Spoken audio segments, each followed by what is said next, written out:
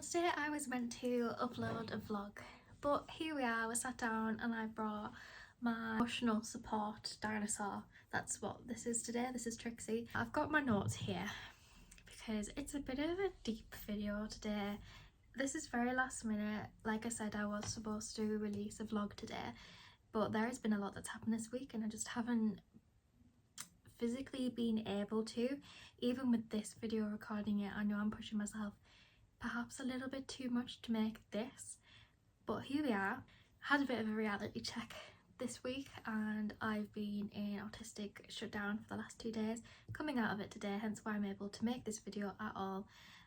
So yeah, I want to talk about that today. I want to talk about my autism journey so far. It hasn't been that long, it's still very fresh, very raw, which is why we've got the emotional support Trixie right here with us today, because it is raw still, and I'm kind of just like in this period now where I'm learning to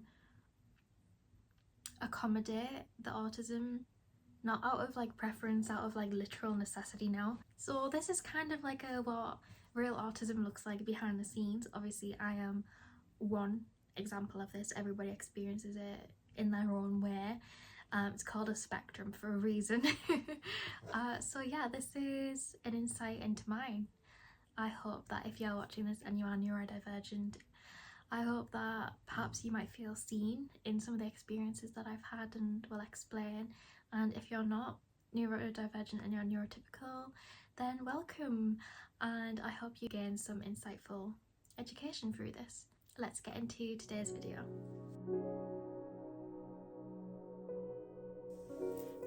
So let's take this back to kind of like August to September of 2025 last year, and this was like a big pivotal moment for me. I decided to close down my skin clinic, something that I had built myself, was self-employed for approximately 4 years. It was a very long time, and obviously when you're self-employed it takes a lot to build a business and to maintain that business, so for me to close it was a massive deal. At the time it felt like a massive failure, like there was something wrong with me, like I was just like, what is going on, why have I decided to do this?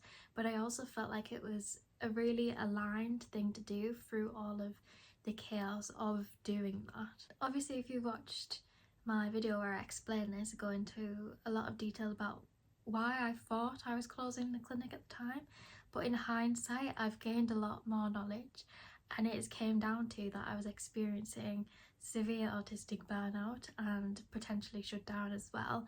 And obviously when you're going through the realisation that you are autistic, it kind of reshapes your life experiences and what you thought you knew, because how you do things isn't necessarily how you perceived them. Like things kind of run on autopilot until you are conscious that you are autistic, because you have all of these coping mechanisms that you've kind of stored in place since you were born, really, to fit into society and to fit in because you see other people doing them and you mirror those things because you're like, well, that's the normal thing to do, everybody must be doing this. So you don't think like over why you do things, you just do them. So in hindsight it was really interesting to look back at like my skin clinic, for example, because at the time I thought I was dealing with it so well, but there is a reason why it ended up shutting. And that is obviously because every single part of my skin clinic I actually scripted, and I hadn't realised consciously that that's what I was doing. Like I even made videos about this, like little reels and things on my Instagram at the time, being like, this is the exact process of every single thing that happens when you come to me for a facial experience. There's a reason why I knew that to a T. It's because I'd scripted it all. So for example, I knew where to stand when clients would come. I would always come down 15 minutes before because I had to be there before they came, otherwise can't deal with that. So I had to be there. I would say the same things as we walked up the stairs. I'd say the same things as before we start the facial. During the facial, same things again. And then after the facial, same script, you know, same like, let's book your next appointment and this is what's going on with your skin today. Everything was script to a T. Then they would leave. You know, there was even things like I knew when to make eye contact with them. Things that I hadn't consciously considered, but that I subconsciously was scripting. It was so fascinating when I realised all of this. And obviously I know now that that led to the closing of my clinic, because just before, it was a few months before I closed, I moved location of my clinics to a completely different town. It was a massive leap, massive judgment call, and I didn't realise that there would be work going on when I moved in there. It was just a little communication error, and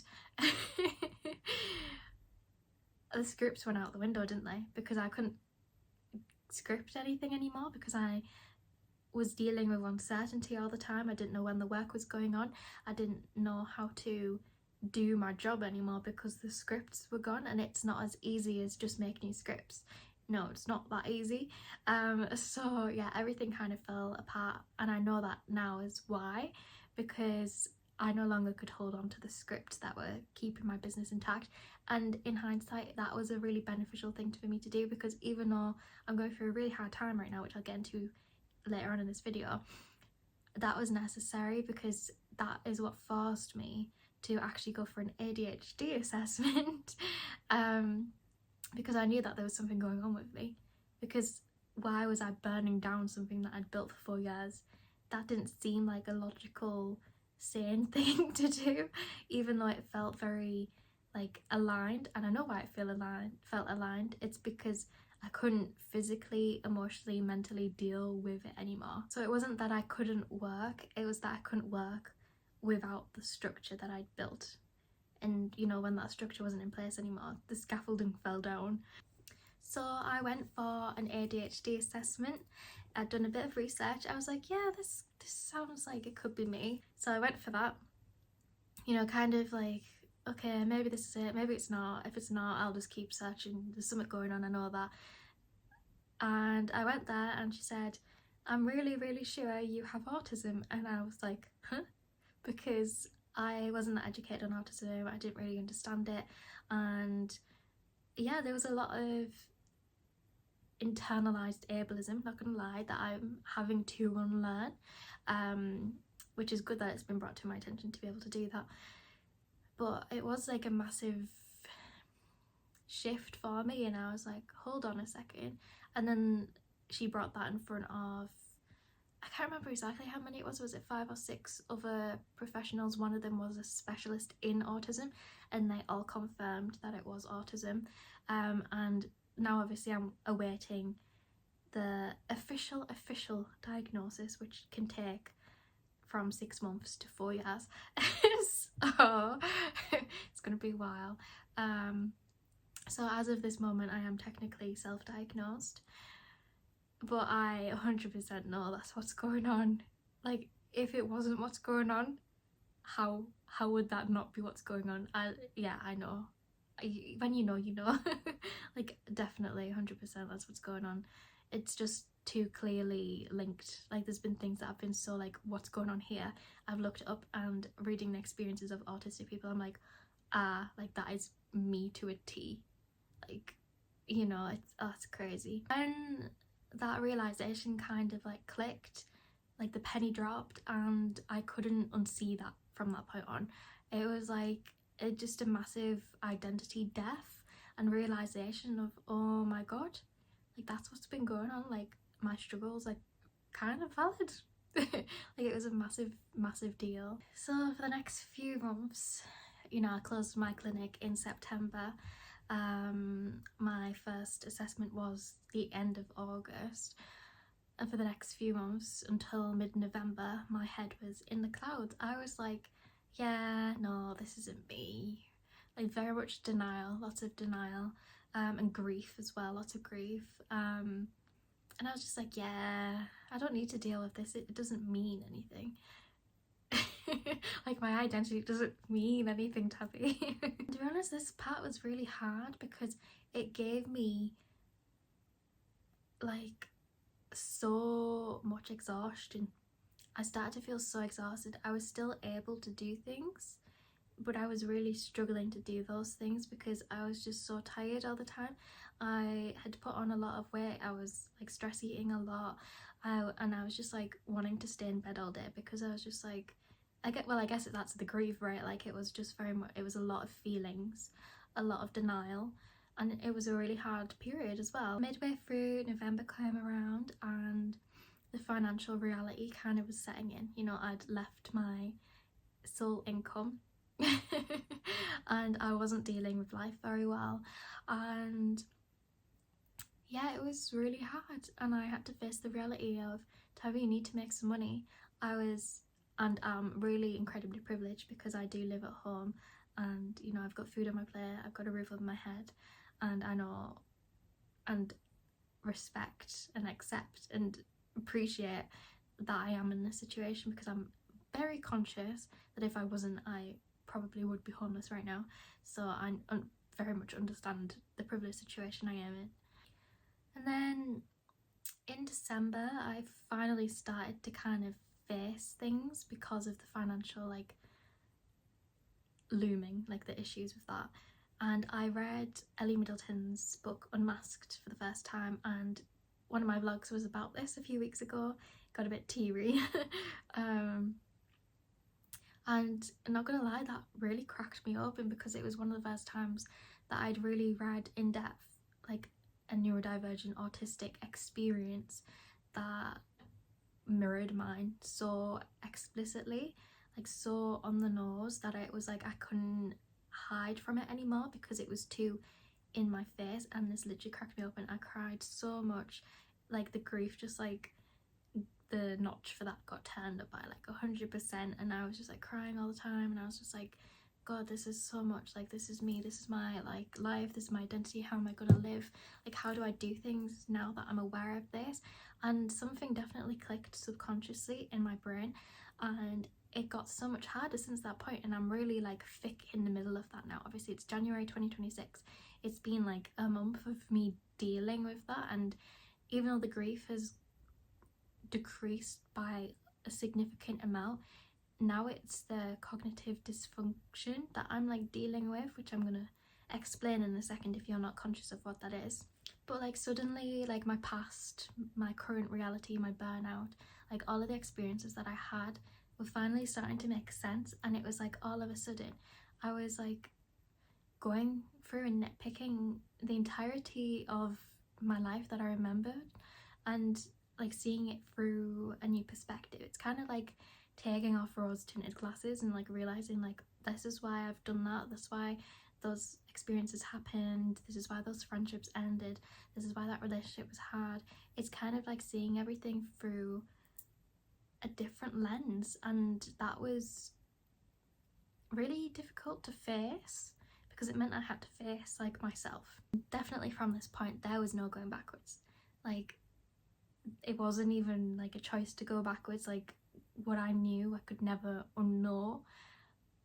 And yeah, it's been hard. Let me explain some terminology, because I've just learned about these things in the last few days, so they're very fresh in my brain, because I was getting so incredibly frustrated with the fact that I couldn't do things, the fact that like I was telling my brain one thing, but like I wasn't allowed to do the action of it.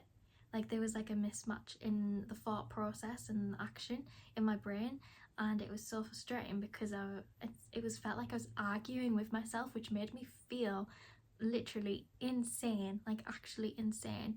And it just felt so illogical, and I was just like, what is wrong with me? Like I'm saying I want to go do this thing and my body's not letting me. Like the way I described it at first was a full body no. Like my body just shut down and was like, no, not even a choice, Tabby, not a choice. And to go from what I had perceived, you know, like running a successful business, coping with that, even though now I look at it and think, was I coping or was I just severely getting burnt out? Like it was very alarming to me that I was coping and then not coping, and I just didn't understand kind of where that came from, because it just did not make sense. And that's when I found out about cognitive dysfunction. And let me try and explain this to the best of my ability. Obviously I'm still trying to understand this and how it works. For example, you could have a conscious mind and a subconscious mind.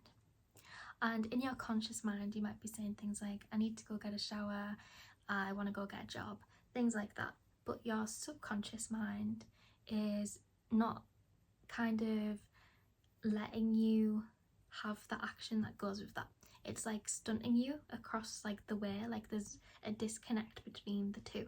It's basically when your system goes in freeze because it knows that you wouldn't be able to necessarily cope, or it thinks you wouldn't be able to cope with doing that actionable step because it feels overwhelming to you. So for example, if you're like, oh, I need to go get a shower, and your full body like feels like a no, like it's like a overwhelm of like no, that's because subconsciously what's going on there is your system is seeing all of the different steps that is taking to go get a shower. For example, if you're on bed, it could be sitting up, getting out of bed, it could be walking to the bathroom, it could be taking off your clothes, it could be temperature sensitivity, it could be opening a shower door, it could be dealing with a shower door or a curtain, it could be how cold it is in the room, how warm it is in the room, if the shower is the correct temperature. It could be, you know, the steps that it takes to be in the shower and scripting that. So are you gonna wash your body first, your hair first, and then you have to towel dry yourself, you have to walk from the shower to the bedroom. It's not anxiety, because anxiety is related to fear. It's overwhelm, and that is a lot of what an autism is to do with, in my perception, is overwhelm. So basically your system reads all of that information, goes, that's too many steps, you are overloaded, you cannot do that, it's a no. So then it feels like a full body no to you. So when you think about getting a shower, it's not even a possibility. Like your brain just shuts that idea down. And there is a way to think about this as like a cognitive friction, for example. So if you think about like neurotypical people, they will think about going for a shower, and that will be probably most of the thought. I'm gonna go get a shower. You know, they might think, oh, I don't really want to get a shower, and they might think that they have a choice in whether they want to go get a shower or not get a shower. They will be able to get a shower if they give themselves motivation to get the shower, because that is what helps. The brain is having an emotional output there, so the motivation is helping with the emotional output. Whereas with autism, for example, that whole process of all of those steps to getting a shower, that causes friction. And because with autism it's not an emotional response, it's a mechanical response when you are in freeze, having motivation, which is an emotional response, won't help the mechanical response, because it doesn't need an emotional response to help a mechanical problem that doesn't correlate at all. What instead it needs is movement, it needs less friction. So breaking that down into even smaller steps and having movement, because once it's moving, it's already in movement. So that means it can get unstuck and unstuck and unstuck. I've seen a metaphor about this, about like there's a candle that's burning, for example, and when you're in freeze, the candle's still burning, but it's not like a flame, like there's not loads of flames. But if you get movement going, the candle starts burning brighter, and then it's thawing, right? Like it's constantly burning brighter. It's just, that's the state of it then. So which is why once you start getting out of freeze, that's why it's easier then to keep going. It's just getting out of it, that's the hardest part. Hopefully I've explained that well, but that's my understanding of executive dysfunction and cognitive friction. And there apparently is 4 different pathways for different frictions in autism as well. For example, like sensation friction, which can be like going into a bathroom, the floor's too cold, your body shutting down because of like the different like sensitivities to sensation. There's like sequencing friction, which is when things have too many steps. Like I was saying with the shower one, for example, a lot of that was sequencing friction, I believe. There's other ones as well, but you know, I won't go into all of it because this video would be very long if so. But I think it's really interesting, all of that type of thing. Me personally, like I started thinking, okay, like I really need to sort out my finances. So the immediate thought process was, okay, Tavi, you need to get a job, either restart your skin clinic somewhere else, or you need to get like a traditional job. And my full body gave me a full body no, because that was too much friction. Because now my body, my subconscious mind, is aware that the cost of doing those things is much too high. My mentality, me emotionally, all of me cannot deal with that anymore. It's too much information for my brain to handle at the moment, and probably ever, unless I get accommodated in a lot of ways, because the expense that it was giving me before was very, very high, and it was amazing that I was able to go on as long as I was in that situation where I was constantly scripting, constantly masking. But now my system is so aware of the autism that it physically won't let me, and this is what confuses me the most, to be honest, because I'm trying to constantly validate myself, because it still seems so illogical. Because how can I deal so well and then not deal now?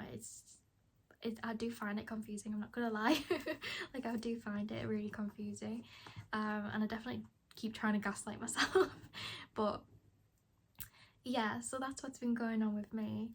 I realised that I had to address the money situation, but my cognitive friction was not letting me, because it was like, yeah, if you go for a job, Tabby, you're gonna have to mask all the time, you're gonna have to constantly make eye contact with everybody and think about when to make eye contact and how long to make eye contact for all the time.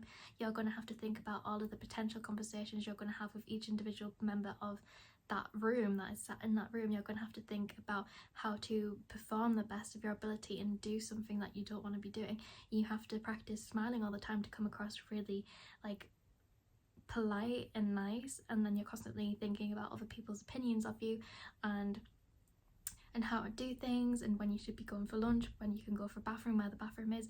It's all of these different things. It's too much information. It's like going overboard. It's so much that my system is just shutting down. It's like, no, you cannot deal with that. You cannot deal with that. You've already done it in a self-employed way when it was all under your control and you burnt out. How can you deal with a traditional job? And you can't deal with going back to a clinic, because that is why you burnt out and shut down in the first place. So you have to create a new path that's going to accommodate you going forward now that you have this knowledge. So as you can see, it's kind of a bit overwhelming, all of that, because it means I'm having to learn everything new and how to live my life, which is so weird. So weird. Finding out late that you're autistic. I'm 24.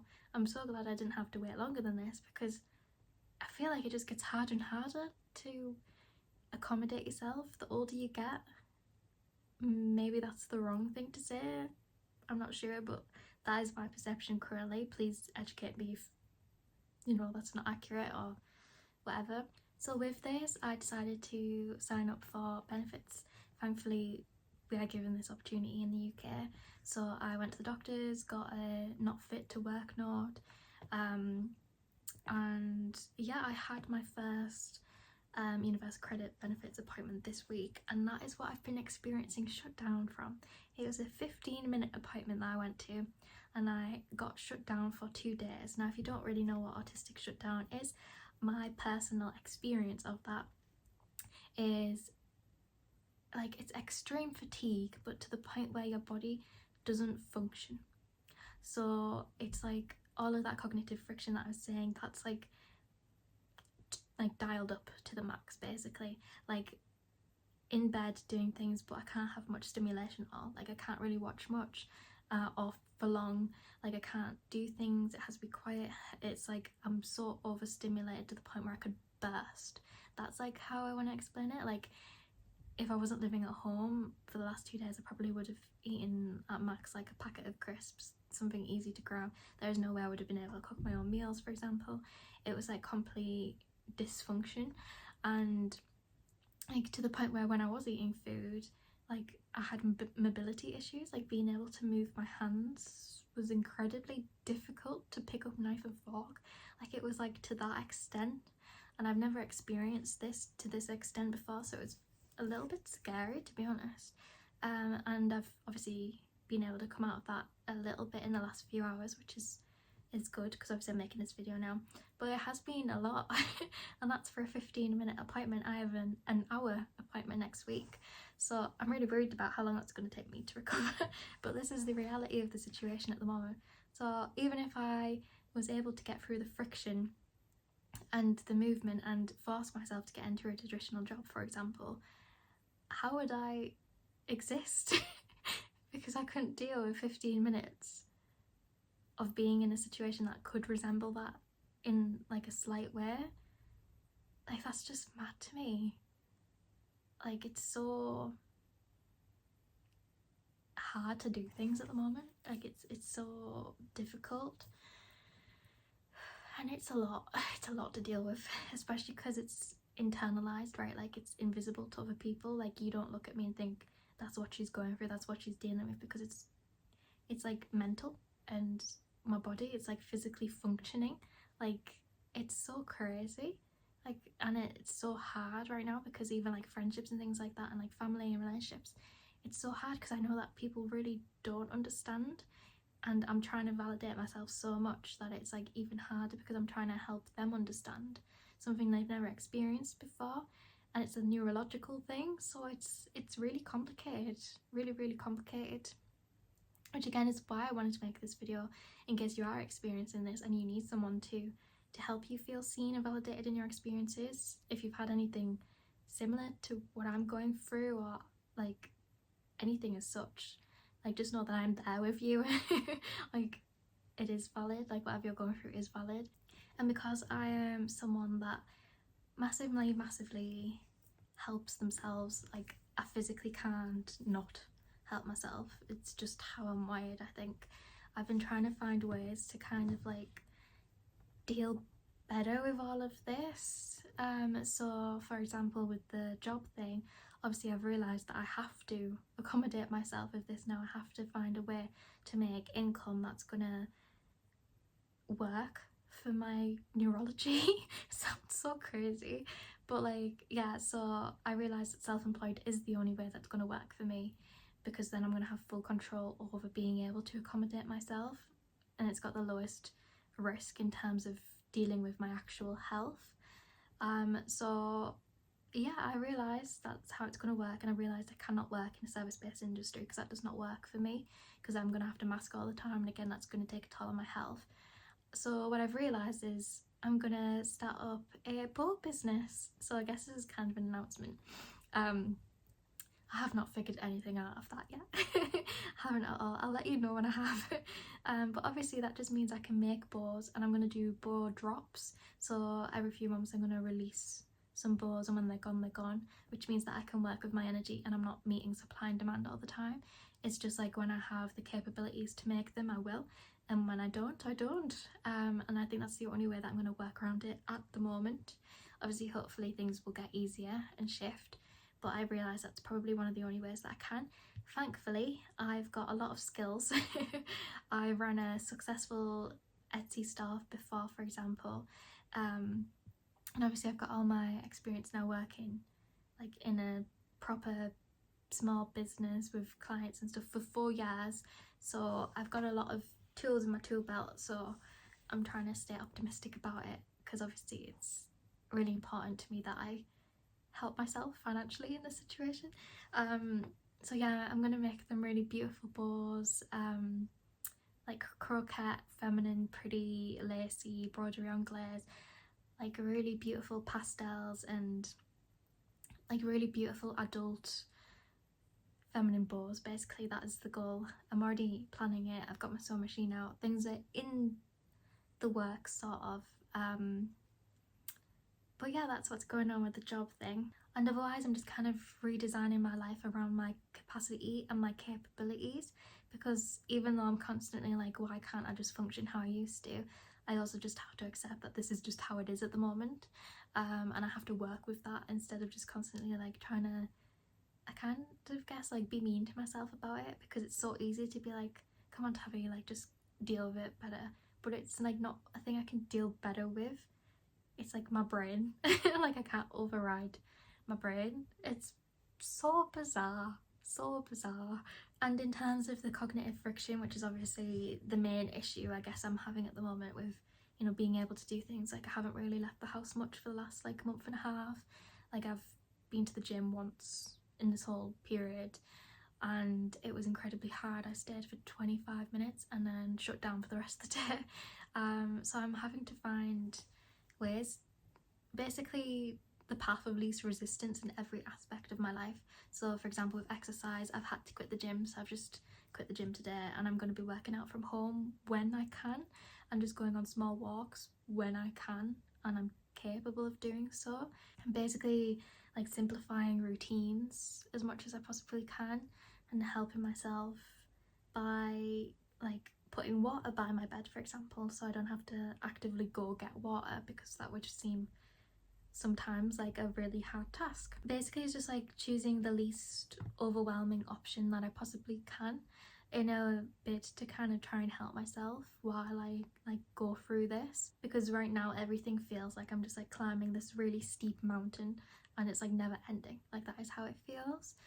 So I'm just trying to hold myself through it and like have compassion as I like go through all of this. And obviously during this I'm still like invalidating me being autistic as well, because I haven't gotten that paper that confirms it, though I really know that I do, because all of these experiences point to that, like, it is what it is. But I really do just want that diagnosis, just because then I can reaffirm to myself that that is what's going on, even though I know it is. Hopefully that makes sense. I'm sure a lot of people feel the same with diagnosing, like it's validating in a sense. So I really just want that out the way, to be honest, because that's constantly in the back of my mind. So I'm hoping that happens sooner than later. So I wanted to share with you some of my realisations, some like fun, quirky little things. Obviously I've been thinking a lot about my past and like everything that I've been through and who I am, and I've noticed a lot of autistic behaviours and things like that that have came through that I didn't consider otherwise, because why would you? It's just how you live your life, what you do.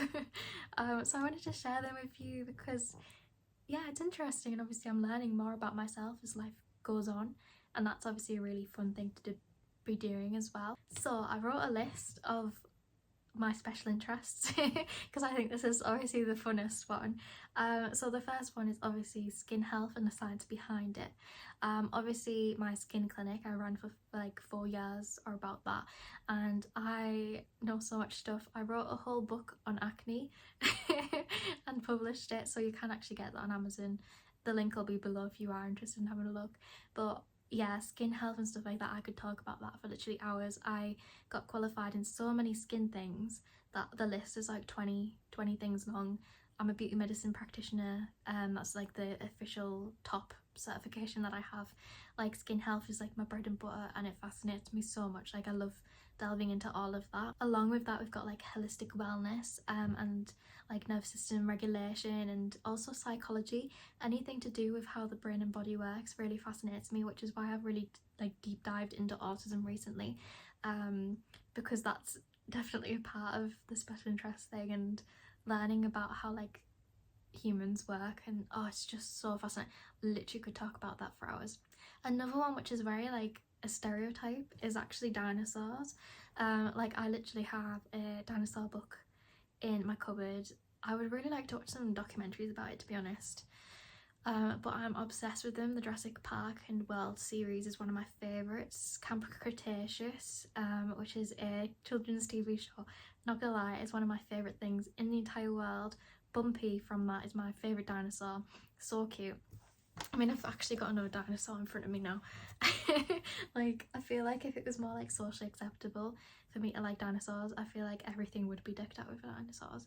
Like, I would love to, for my 25th birthday, depending on my circumstances and how I'm dealing with life, to have like a dinosaur themed birthday party. Not gonna lie, that would just probably be me, but that would be so fun.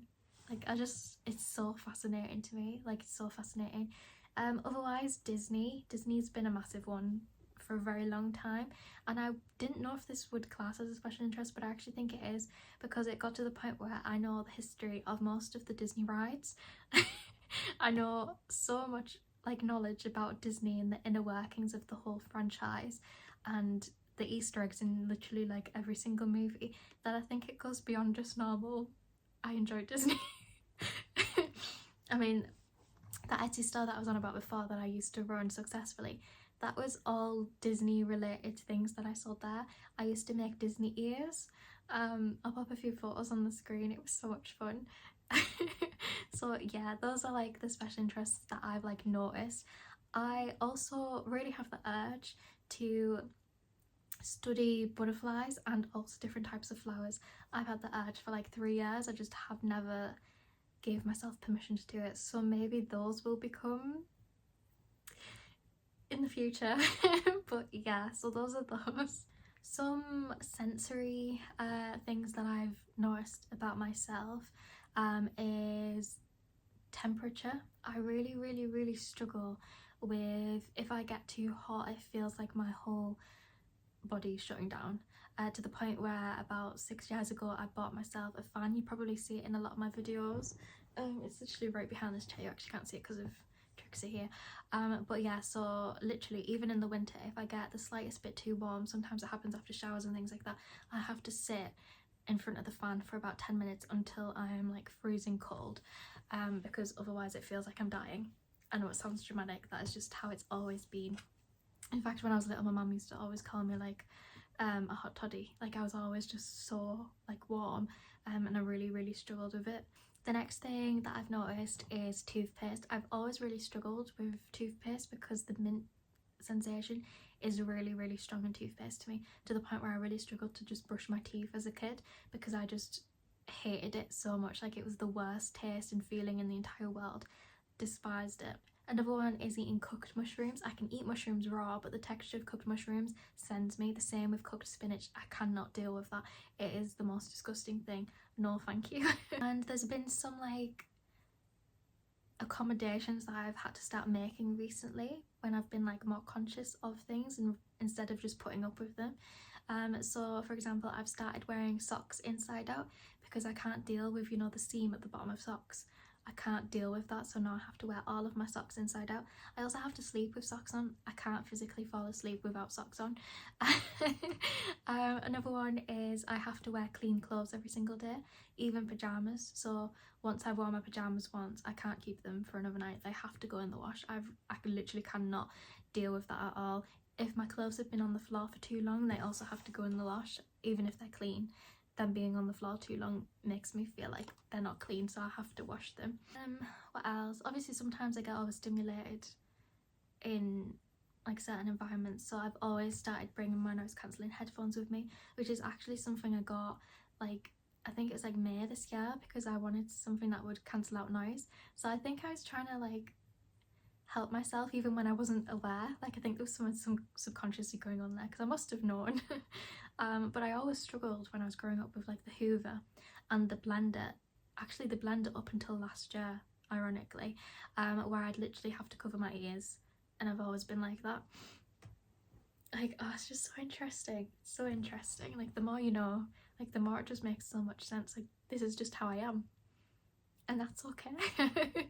There will be so much more that I've forgot about or just not even considered, and it's just like this whole learning process, and it's been, yeah, it's a lot. It's like I'm relearning how to live my whole life, and again it's really frustrating because it is internal, especially because, you know, I'm a high masking autistic woman. Like it's not evident externally, I would think. Like it's just one of those things, and I'm just trying to like learn more about things and process things and trying to unmask in a lot of ways, even though I'm not sure if I ever fully will be able to, just because it's been such a long life of doing these things that they're like second nature. So now that I'm conscious of it, it's kind of like hard to stop doing it when I'm just so in it, if that makes sense.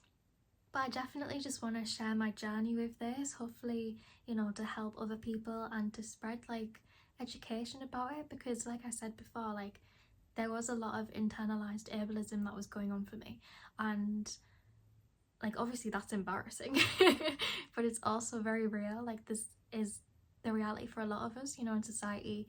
When we look at disabled people, it's very stereotypical, and I think it's good if we challenge the narrative of that. And this sharing knowledge about these things and sharing my experience with these things obviously will help that as well.